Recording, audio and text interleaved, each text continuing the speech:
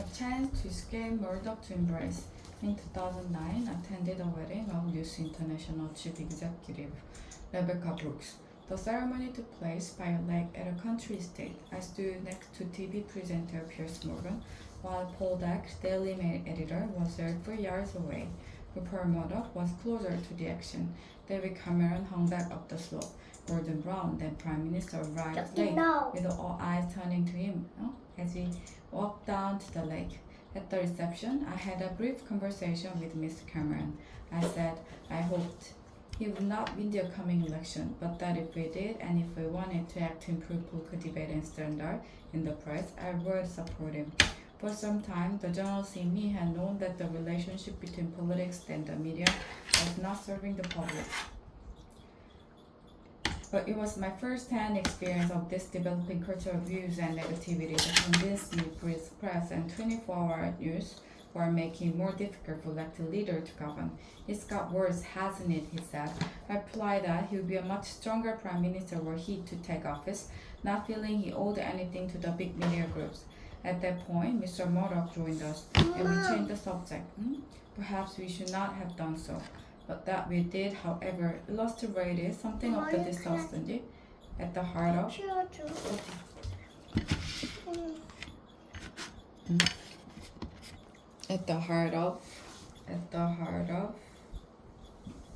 what are essentially political and commercial relationship. It is not easy to do what Ed Miliband, Labour leader, did last week, making himself an enemy of some of the media's most powerful voices.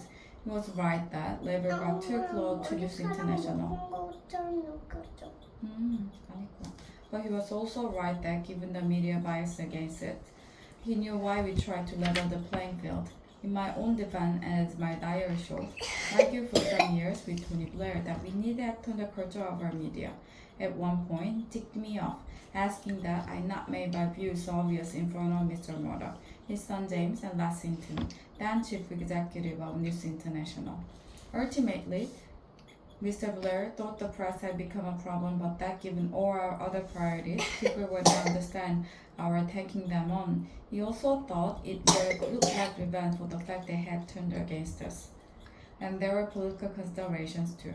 Trying to govern and win election is hard enough without the press being against you. Except that, for all of us, at times media support was something we courted at the expense of positions of principal media issues. But that trap has now been sprung. The latest revelation has forced the police, News International, and the government to act. The police will now be more vigorous. News International will continue with their kamikaze crisis management, which one day will be studied as a textbook case of how not to do it. But the most important development are the Prime Minister doing inquiries into press practices and a new system of regulation. These mean we now have once in a generation opportunity for a new settlement between politics, the media, and the public. Nobody can argue that we have the press we deserve. Pressured by technological change, a dominant strain of Britain's media has gone into a spiral of decline, in which this scandal is only the most dramatic development. Mr. Cameron did not look comfortable announcing the reviews. He has personal relationship at stake, and given he hired Andy Coulson as his communications director, his judgment is too.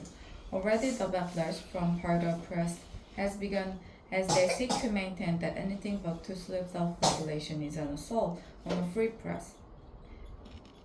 But Mr. Cameron must stand back from all of that and ask himself what is the right thing to do. He did some of it last Friday. The judicial inquiry should be far-reaching. The news of the war is far from alone the use of dubious and illegal practices, as widely ignored reports from the Information Commissioner have shown. Part of Britain's media reminds me of the trade union before Mrs. Thatcher. They feel untouchable. As I say above, Labour could and should have done more to deal with the gravities. But just as the implicit inspection scandal emerged from the failure of Mrs. Thatcher's government to tackle MP salaries, so the system by which she showered honours on editors and owners, a practice to which she put an end with the rule that no serving editor could be honoured, means to have something to answer for.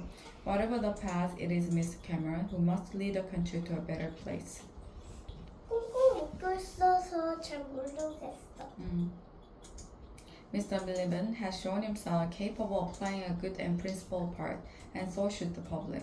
Ultimately, polka debate will only improve if the public wanted to. If they channel the anger at recent events into an assessment of what kind of paper they read, whether they really want to live on a diet of celebrity, trivia, negativity, and abuse, to coin a phrase, we are all in this together. 다 했다.